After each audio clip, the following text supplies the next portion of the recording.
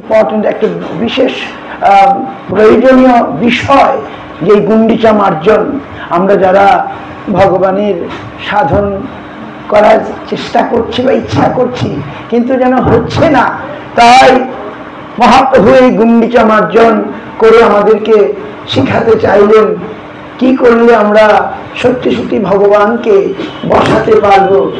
সেটাই তিনি করলেন আজকে, আর প্রভুপাদ এর ব্যাখ্যা করলেন। সেইটাই আমি একটুখানি পড়ছি। প্রভুপাদ আমাদের কি বলতে চাইলেন। ছিল প্রভুপাদ ভক্তি সিদ্ধান্ত সরস্বতী বলছেন, শ্রী গুন্ডিচার মতোই জীবের হৃদয় মন্দিরে ভগবানকে বসাতে হলে প্রথমে হৃদয় মন্দির নির্মল করা দরকার। হৃদয়ে যে কর্ম জ্ঞান যোগাদি চেষ্টা বা অন্নবিলাস আছে সেগুলি হৃদয় মন্দিরে কাটা ঘাস ধুলো বালি। এই অন্নবিলাসটা কি মহারাজরা বর্ণন করলেন, আমি বাংলায় এখানে বলছেন। প্রভুপাদ বলছেন, যতক্ষণ জগতে থাকিব কেবল নিজের ইন্দ্রিয় প্রীতিবিধান করিব, এই ইতর অভিলাষী অন্নভিলাষ। নিজের ইন্দ্রিয় প্রীতিবিধান করব, এই যে অভিলাষ, এটাই হচ্ছে অন্নভিলাষ। এই অন্নভিলাষ কাটা ঘাসের মতো সুকোমলা শুদ্ধ ভক্তিকে বিদ্ধ করে। আর কর্ম কি? কর্ম হচ্ছে যাগ যজ্ঞ দান তপস্যা প্রভৃতি দ্বারা স্বর্গাদি উচ্চলোক বা মনুষ্য লোকে ইন্দ্রিয় সুখ কামনাকেই কর্মচেষ্টা বলেছেন শ্রীল প্রভুপাদ। এই কর্মচেষ্টা ধূলি সদৃশ জীবের স্বচ্ছ ও নির্মল হৃদয় দর্পণকে জন্ম জন্ম ব্যাপী মলিন করে রেখেছে। এই কর্মচেষ্টা কেবল ভক্তি দ্বারাই এই কর্মচেষ্টা দূর হয় এবং হৃদয় নির্মল হয়। আর জ্ঞান যোগাদি চেষ্টা কি বলছে? নির্বিশেষ ও কৈবল্য যোগ হলো জ্ঞান যোগাদি চেষ্টা। নির্বিশেষ জ্ঞানের কথাই বলছেন। ও কৈবল্য যোগ হলো জ্ঞান যোগাদি। ইহা কাকরের মতো, ইহা শ্রীহরির দেহে শেল বিদ্ধ করে।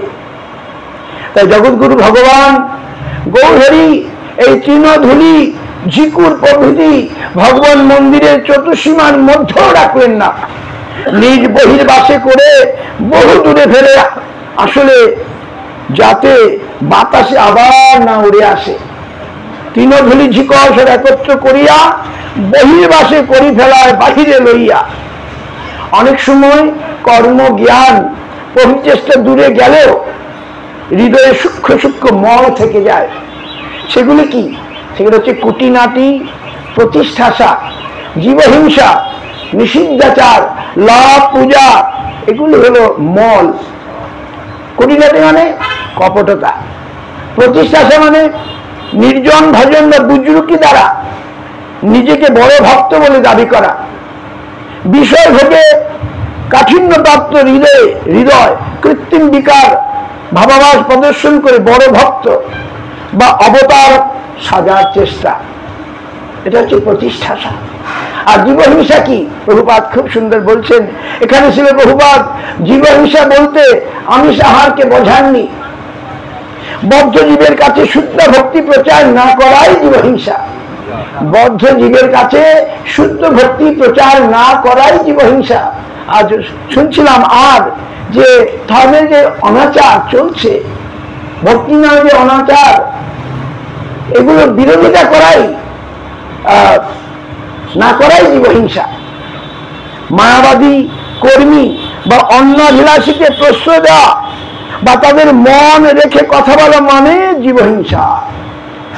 কি অপূর্ব ব্যাখ্যা! সত্যি এমন ব্যাখ্যা কেউ দেননি। এমন ব্যাখ্যা প্রভুপাদের দ্বারাই সম্ভব।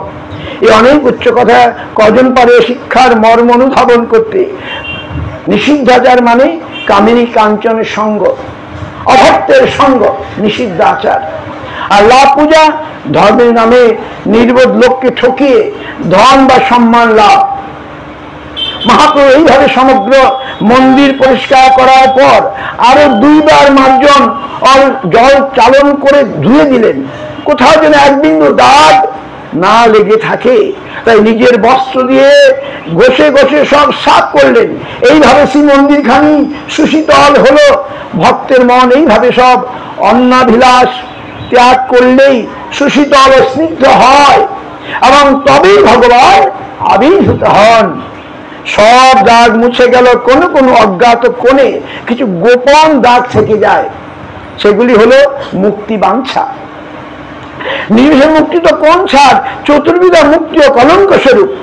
মহাপুরুষ সেই দাগও ঘষে ঘষে উঠিয়ে দিলেন। যিনি যত বেশি ময়লা পরিষ্কার করেছেন তিনি ততই মহাপ্রভু প্রিয় হচ্ছেন। তাকে মহাপ্রভু অন্যকে শিখাতে বলছেন, তুমি ভালো করিয়াছ, শিখা অন্যরে। এই মতো ভালো কর্ম সে যেন করে, তিনি গুরু তৈরি করে দিচ্ছেন। যে ভালো করছে ভক্তির জগতে তিনি গুরু হওয়ার উপযুক্ত, এইটাই শিক্ষা দিচ্ছেন যেন মহাপ্রভু।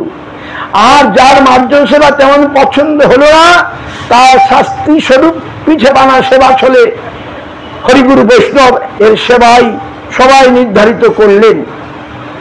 এইভাবে মহাপ্রভু গুন্ডিজা মার্জন চলে ভজন শিক্ষা দিলেন। এটি অপূর্ব লীলা। মহাপ্রভুর অনুগত ভৃত্যদের প্রতি মহাপ্রভুর কেবলা ভক্তি পন্থার পরম উপাদের উপদেশ। প্রভুপাদ ছিল ভক্তি সিদ্ধান্ত সরস্বতী কৃপা আমরা এই তত্ত্ব হৃদয়ঙ্গম করতে পারি। এই হচ্ছে প্রভুপাদের অবদান। তিনি কত সূক্ষ্মভাবে জিনিসটাকে বিচার করলেন। সত্যি সত্যি যদি আমরা এই বিচার গ্রহণ করি তাহলে হয়তো কোনোদিন এই শুদ্ধ ভক্তি আমরা লাভও করতে পারবো। যাক, সময় হয়ে গেছে। আজকে এই বৈষ্ণবদের সেবার আয়োজন করেছেন। এই রথযাত্রায় এসেছেন বহু বৈষ্ণব মহারাজ এবং শঙ্কর্ষণ প্রভু, তারা এই আমাদেরকে শিক্ষা দিচ্ছেন। এত কিছুর মধ্যেও এত লোকজন, আমি তো অনেক লোক নিয়ে এসি, তার মধ্যেও তাদের কোনো রকম ইসে নেই, ক্লান্তি নেই। অক্লান্তভাবে মহারাজগণ আমাদের শিক্ষা দিচ্ছেন, বৈষ্ণব শিক্ষা দিচ্ছেন। আমি এর জন্যে রূপানুগ গৌরী মঠের কাছে কৃতজ্ঞ এবং বৈষ্ণবগণ সকলে এসেছেন, সকলের কাছে কৃতজ্ঞ মহারাজের হয়ে বলছি। বাঞ্ছা কলঙ্ক কৃপা সিন্ধুরেবচ পতিতানাং পাবনেভ্যো বৈষ্ণবের। তাহলে মহারাজের বড় ইচ্ছা থাকলে আমাদের ক্ষুধার জ্বালা কষ্ট হয় বলে তিনি তাড়াতাড়ি ছেড়ে দিচ্ছেন। আমাদের শঙ্কর্ষণ প্রভু এখানে এসেছিলেন, কোথায় বসছিলেন আর চলে গেলেন। আমাদের একটু একটু কিছু শুনিয়ে যাবেন তা যাবেন না, উনি অর্থ দিয়ে আনুকূল্য করবেন।